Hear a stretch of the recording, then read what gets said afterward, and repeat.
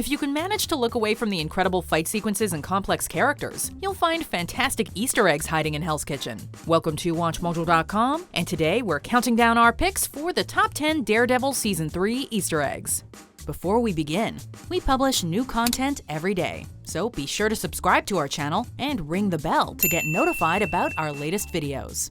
For this list, we're looking at the best references, shoutouts, and character cameos spotted in the third and hopefully not last season of Daredevil. Since some of these Easter eggs contain spoilers for the series or the Marvel Cinematic Universe, we're throwing up the spoiler signal. Be sure to answer the trivia questions in between some of our entries. There are 3 in total, and the answers will be revealed at the end of the video. How many can you get right? Number 10. Karen's Wall of Headlines. There have been plenty of fun references to Marvel films within the Netflix shows, and these little nods in Karen's office at the Daily Bulletin are no exception. Okay, here's some other pieces for you to put together. If you pay close attention to her wall, you'll notice headlines that reference the events of past movies. The Battle of NY cover is a big shout out to the Avengers climactic battle, while the Harlem Terror headline calls back to that time when Edward Norton's Hulk fought an abomination. Alright, time for question number 1. Before Wilson Bethel played Bullseye, he nearly landed a role as what major hero in the MCU? Remember, the answers will be revealed at the end of the video. Number 9. Fisk embraces his comic roots. Vincent D'Onofrio has been killing it in his role as Wilson Fisk. Thank you. He brings all the brutality and gravitas of his comic counterpart, while keeping his performance relatable and realistic. While D'Onofrio's grounded take is fantastic, fans wondered if Fisk would ever embrace his comic wardrobe and nickname. Season 3 answered those questions in spectacular fashion. After making a deal with the FBI, Fisk trades in his prison garb for a collection of white suits. In a later episode, a group of FBI agents he blackmailed refer to him as Kingpin. We only refer to him by his code name. What code name? Kingpin. With his looks and codename intact, D'Onofrio has fully transitioned into an iconic Marvel villain. That will be all. Number 8. Foggy's DA career. Would you care more if you weren't trying to get reelected? Watch it, counselor. Fisk had Mrs. Cardenas killed. Maybe you don't give a damn because she's dead and she can't vote for you. When District Attorney Blake Tower lets Fisk out of prison in exchange for information, Foggy Nelson refuses to stand idly by. Foggy launches a write-in campaign to become a DA that would put the Kingpin back in jail. However, he's forced to concede the election to Tower to protect his family from Fisk. Foggy's luck was a little better in the comics. After becoming DA in Daredevil number 48, he held the position for a while, until he lost his re-election to Blake Tower. Fortunately for Foggy, his best friend Matt is there to support him both on the page and on the small screen. To Nelson, Murdoch, and Page. Page, Murdoch, and Nelson. Hang on a minute. That actually has a nice ring to it. Number 7.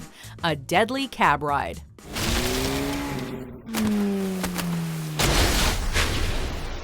This season took a lot of inspiration from Frank Miller and David Mazzucchelli's acclaimed Born Again storyline. While certain elements were changed to surprise fans, a few moments were nearly identical to the page. One of the best examples is the taxi scene. In the Born Again storyline, Kingpin places an unconscious Matt Murdock in a cab and dumps it in the river. The show alters the iconic moment by having Matt end up in a sinking taxi after an astounding prison scene that went over 10 minutes without any cuts. In both instances, Matt escapes his watery prison and forces Kingpin's underlings to ominously announce, There is no corpse.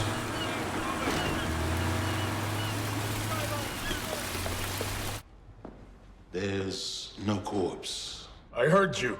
Number 6. Maggia crime families. The Maggia is a crime syndicate made up of different families of notorious criminals. They've taken on everyone from the Avengers to the Fantastic Four to build their enterprise. In the Marvel Cinematic Universe, Maggia members have only appeared alongside the empowered Whitney Frost in the 1940s era Agent Carter.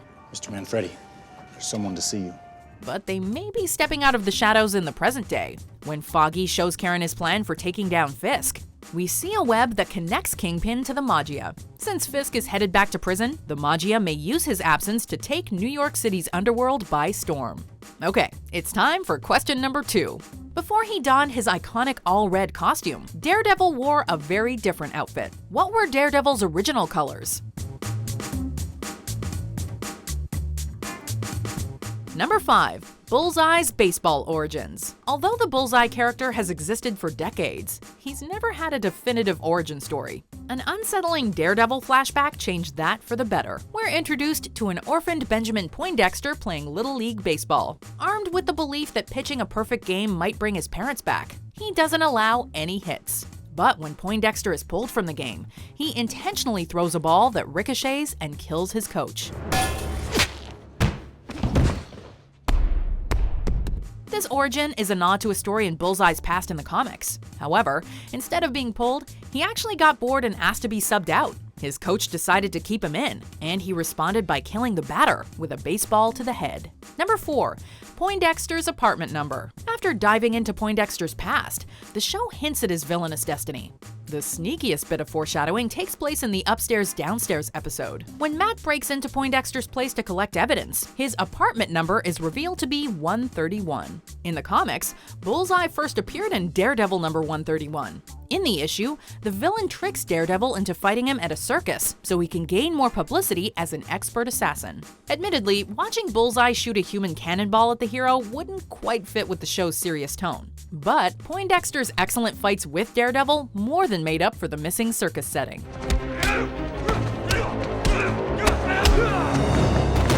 Number 3. Karen escapes her comic book death. To say Karen Page had it rough in the comics would be an understatement. After battling drug addiction and being the victim of abuse, she met a horrible end. During a battle in a church between Bullseye and Daredevil, she's impaled with a billy club meant for the hero and dies.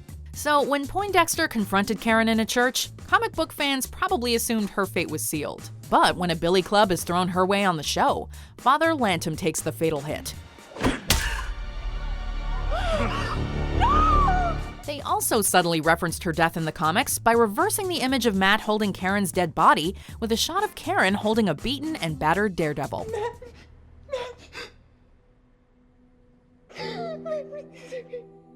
Number 2. Sneaky Spider-Man shoutout. My name is Miles Morales. I'm the one and only Spider-Man.